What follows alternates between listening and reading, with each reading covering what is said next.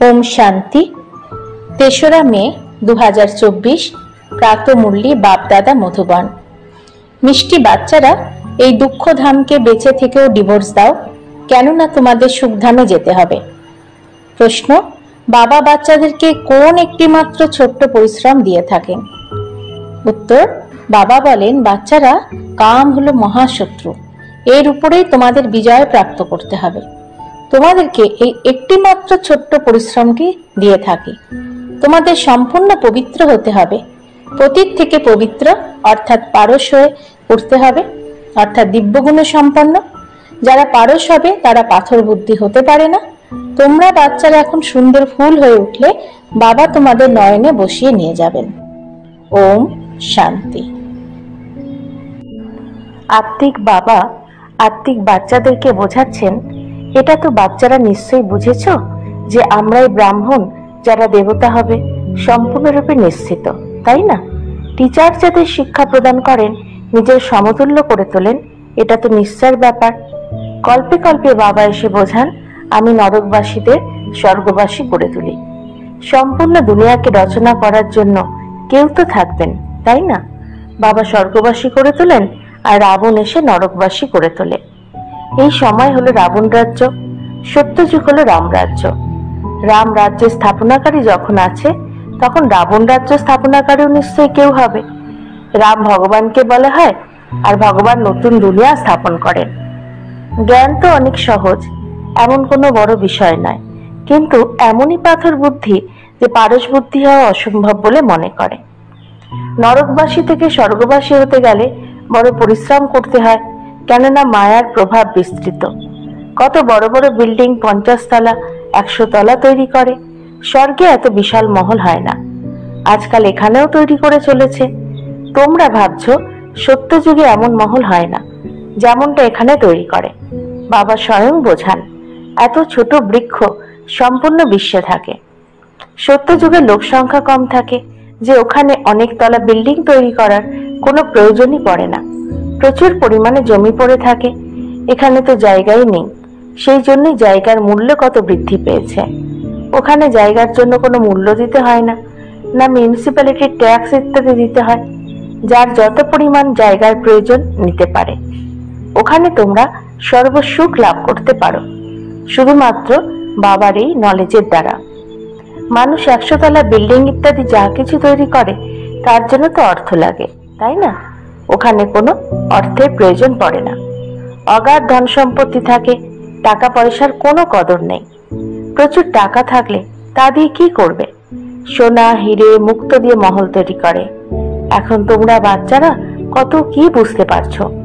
সম্পূর্ণ বিষয়টি বুঝতে পারা আর না বুঝতে না পারার ব্যাপার। শতবুদ্ধি আর তমবুদ্ধি। শতপ্রধান বুদ্ধি হয় স্বর্গের মালিক, তমপ্রধান বুদ্ধি হয় নরকের মালিক। এটা তো স্বর্গ নয়, এ হলো রৌরব, অত্যন্ত ভয়াবহ নরক। এখানে মানুষ অনেক দুঃখী, সেই জন্যই ভগবানকে আহ্বান করে, তারপর ভুলে যায়। কত মাথা ঠোকে, কনফারেন্স ইত্যাদি করতে থাকে যাতে ঐক্য ফিরে আসে। কিন্তু তোমরা বাচ্চারা বুঝেছ, এরা নিজেদের মধ্যে একতা আনতে পারবে না। এই সম্পূর্ণ সৃষ্টিরূপী বৃক্ষ জরাজীর্ণ হয়ে গেছে, নতুন করে আবার তৈরি হচ্ছে। তোমরা জানো কলিযুগ থেকে সত্যযুগ কিভাবে তৈরি হয়? একমাত্র এই সময়ই বাবা এসে তোমাদের নলেজ দিয়ে থাকেন। তোমরা সত্যযুগবাসীরা তারপর কলিযুগবাসী হয়ে ওঠো, তারপর তোমরা সঙ্গম যুগবাসী হয়ে সত্যযুগবাসী হয়ে ওঠো। তোমরা জিজ্ঞাসা করতে পারো, সবাই সত্যযুগে আসবে? তা নয়, যে প্রকৃত সত্য নারায়ণের কথা শুনবে সেই স্বর্গে যাবে, বাকি সবাই শান্তিধামে চলে যাবে। দুঃখধাম তো হবেই না, সুতরাং এই দুঃখধামকে বেঁচে থেকেও পরিত্যাগ করা উচিত। বাবা যুক্তি তো বলে দেন কিভাবে তোমরা পরিত্যাগ করতে পারো। এই সম্পূর্ণ সৃষ্টিতে দেবী দেবতাদের রাজ্য ছিল, এখন আবার বাবা আসেন স্থাপনা করতে। আমরা বাবার কাছ থেকে বিশ্বের রাজ্য গ্রহণ করতে চলেছি। ড্রামা প্ল্যান অনুসারে অবশ্যই পরিবর্তন হবে। এ হলো পুরনো দুনিয়া, একে সত্যযুগ কিভাবে বলবে? মানুষ তো একদমই বোঝে না সত্যযুগ কি। বাবা বুঝিয়েছেন, এই নলেজের উপযুক্ত সেই হবে যে অগাধ ভক্তি করে এসেছে, তাদেরকেই বোঝানো উচিত। যারা এই কুলের নয় তারা এটা বুঝবে না। সুতরাং শুধু শুধু সময় নষ্ট কেন করবে? আমাদের পরিবার না হলে কিছুই মানবে না। বলে দেয় আত্মা কি, পরমাত্মা কি, এসব আমি বুঝতে চাই না। সুতরাং এমন আত্মাদের জন্য কেন পরিশ্রম করবে? বাবা বুঝিয়েছেন, উপরে লেখা আছে ভগবানুবাচ, আমি আসি কল্পে কল্পে পুরুষোত্তম সঙ্গম যুগে সাধারণ মনুষ্য শরীরে। যে নিজের জন্ম সম্পর্কে জানে না, আমি বলে দিই। সম্পূর্ণ 5000 বছরের পাঠকে প্লে করে আমি বলে দিই। যে প্রথম নম্বরে আসে তারই পাঠ হবে, তাই না? শ্রীকৃষ্ণের জন্য মহিমা করা হয় first prince of golden age, সত্য যুগের প্রথম প্রিন্স সে। তারপর 84 জন্মের পর কি হবে? ফার্স্ট বেগার, বেগার থেকে প্রিন্স, আবার প্রিন্স থেকে বেগার। তোমরা বুঝেছো প্রিন্স টু বেগার কিভাবে হয়? তারপর বাবা এসে কড়ি থেকে হিরে তুল্য করে তোলেন। যে হিরে তুল্য হবে সেই আবার কড়ি তুল্য হয়ে পড়বে। পুনর্জন্ম তো নিতেই হবে, তাই না? সর্বাধিক জন্মগ্রহণ কে করে এটা তোমরা বুঝেছ। সর্বপ্রথম শ্রীকৃষ্ণকেই মানবে, কেননা এটাই তার রাজধানী। অনেক জন্মগ্রহণ সেই করবে, এটা অনেক সহজ বিষয়, কিন্তু মানুষ এইসবের প্রতি কোনো লক্ষ্য করে না। বাবা যখন বোঝান তখন অবাক হয়ে যায়। বাবা তোমাদের অ্যাকিউরেট বুঝিয়ে বলেন ফার্স্ট তথা লাস্ট। ফার্স্ট হিরে তুল্য, লাস্ট করি তুল্য, তারপর আবার হিরে তুল্য হয়ে উঠতে হবে, পবিত্র হতে হবে। এতে কিসের কষ্ট? পারলৌকিক বাবা অর্ডিন্যান্স দেন, কাম মহাশত্রু, কার দ্বারা তোমরা পতিত হয়েছ, বিকারে চলে যাও। আর সেই জন্যই আহ্বান করে বলে থাকো পতিত পাবন এসো। কেননা বাবা তো এভার পারস বুদ্ধি, উনি কখনোই পাথর বুদ্ধির হন না। কানেকশনও হয়েছে তার সাথে যিনি প্রথম নম্বরে জন্মগ্রহণ করেন। দেবতা তো অনেক হয়ে থাকে, কিন্তু মানুষ বোঝে না। খ্রিস্টানরাও বলে থাকে যে ক্রাইস্টের 3000 বছর আগে স্বর্গ ছিল, ওরা শেষে এসেছিল, সুতরাং ওদের শক্তি ছিল। সবাই ওদের কাছ থেকে শিখেছিল, কেননা ওদের বুদ্ধি ফ্রেশ ছিল। বৃদ্ধিও ওদের মধ্যেই হয়েছিল। ওরাও সতরজ তমর মধ্যে দিয়ে আসে। তোমরা জানো ওরা সবকিছু বিদেশ থেকে শেখে। তোমরা এটাও জানো সত্যযুগে মহল ইত্যাদি তৈরি করতে সময় লাগে না। একজনের বুদ্ধিতে আসে মহল তৈরির ডিজাইন, তারপর একের পর এক তৈরি করে বৃদ্ধি পেতে থাকে। বুদ্ধিতে ধারণ হয়ে যায়, তাই না? সায়েন্সের বুদ্ধিতে দ্রুততার সাথে মহল তৈরি করতে শুরু করে দেয়। এখানে বাড়ি বা মন্দির তৈরি করতে 12 মাস সময় লেগে যায়। ওখানে ইঞ্জিনিয়ার ইত্যাদি সবাই কর্মকুশলতায় পারদর্শী হয়। ওটা হলো গোল্ডেন এজ। পাথর ইত্যাদি তো থাকবে না। এখানে তোমরা বসে মনে মনে ভাবতে থাকো আমরা এই পুরনো শরীর ত্যাগ করে ঘরে ফিরে যাব। ওখান থেকে তারপর সত্যযুগে এসে যোগবল দ্বারা জন্মগ্রহণ করব। বাচ্চাদের খুশি কেন থাকবে না? চিন্তন কেন চলে না? যারা অত্যন্ত সার্ভিসেবল বাচ্চা তাদের চিন্তন অবশ্যই চলে। যেমন ব্যারিস্টারি পাশ করার পর বুদ্ধিতে চলে আমি এটা করব, ওটা করব। তোমরাও বুঝেছ আমরা এই শরীর ছেড়ে দেবতা হব। স্মরণেই তোমাদের আয়ু বৃদ্ধি হবে। তোমরা এখন অসীম জগতের পিতার সন্তান। এই গ্রেড অনেক উচ্চ। তোমরা হলে ঈশ্বরীয় পরিবারভুক্ত, আর কোনো সম্বন্ধ নেই। ভাই বোনের দৃষ্টির থেকেও আরো উচ্চ স্থানে বসানো হয়েছে। ভাই ভাই মনে করো, এটার খুব অভ্যাস করতে হবে। ভাইয়ের নিবাস কোথায়? এই সিংহাসনে অমর আত্মা বাস করে। এই আসন সমস্ত আত্মাদের সরে গেছে। সবচেয়ে বেশি তোমাদের আসন সরে গেছে। আত্মা এই আসনে বিরাজমান। ভ্রুকুটির মধ্যবর্তী স্থানে কি আছে এটা বুদ্ধি দিয়ে বোঝার বিষয়। আত্মা খুব সূক্ষ্ম, নক্ষত্রের মতো। বাবা বলেন আমিও বিন্দু, তোমাদের থেকে মোটেই বড় নই। তোমরা জানো আমরা শিব বাবার সন্তান। এখন বাবার কাছ থেকে অবিনাশী উত্তরাধিকার নিতে হবে। সেই জন্য নিজেদের আত্মা ভাই ভাই মনে করো।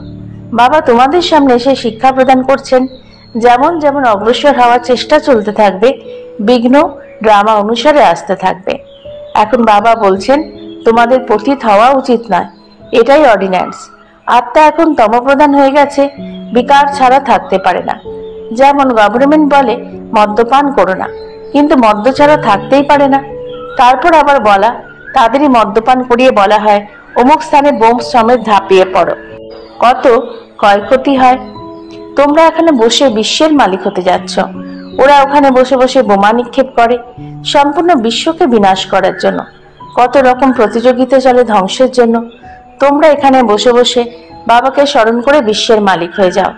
যেভাবেই হোক বাবাকে অবশ্যই স্মরণ করা উচিত। এখানে হঠযোগ, বাসন ইত্যাদি করার কোনো প্রয়োজন নেই। বাবা কোনো কষ্টই দেন না। যেভাবেই পারো বসে শুধু তোমরা স্মরণ করো, আমরা বাবার মোস্ট বিলাভেড সন্তান। তোমাদের বাদশাহী এমনভাবেই প্রাপ্ত হয় ঠিক যেন মাখন থেকে চুল সরিয়ে নেওয়া। গাওয়াও হয়ে থাকে সেকেন্ডে জীবন মুক্তি। যেখানেই বসো, ঘোরো, ফেরো, কিন্তু বাবাকে স্মরণ করো। পবিত্র না হলে কিভাবে যাবে? নয়তো সাজা খেতে হবে। যখন ধর্মরাজের কাছে যাবে তখন সবার হিসাব নিকাশ মিটবে। যত পবিত্র হবে ততই উচ্চ পদ প্রাপ্ত হবে।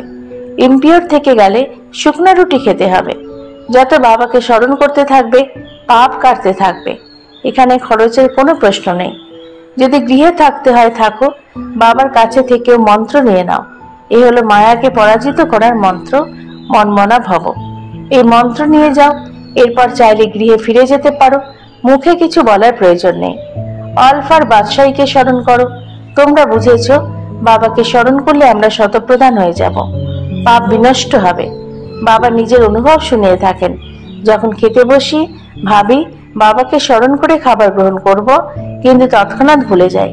কেননা বলা হয়ে থাকে, যার মাথায় এত দায়িত্বের ভার কত খেয়াল রাখতে হয়। অমুক আত্মা অনেক সার্ভিস করে, তাকে স্মরণ করতে হবে। সেবাধারী বাচ্চাদের বাবা খুব স্নেহ করেন। তোমাদেরও বলেন, এই শরীরে যে আত্মা বিরাজমান তাকে স্মরণ করো। এখানে তোমরা শিব বাবার কাছে আসো। বাবা পরমধাম থেকে নিচে নেমে এসেছেন।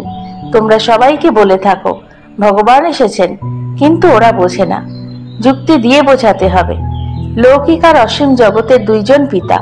এখন অসীম জগতের পিতা রাজ্য সিংহাসন দিচ্ছেন।